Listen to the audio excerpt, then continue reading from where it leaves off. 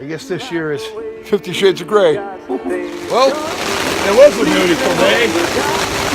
Never fails. Yep. Glad I filled the water in the pool from the tap.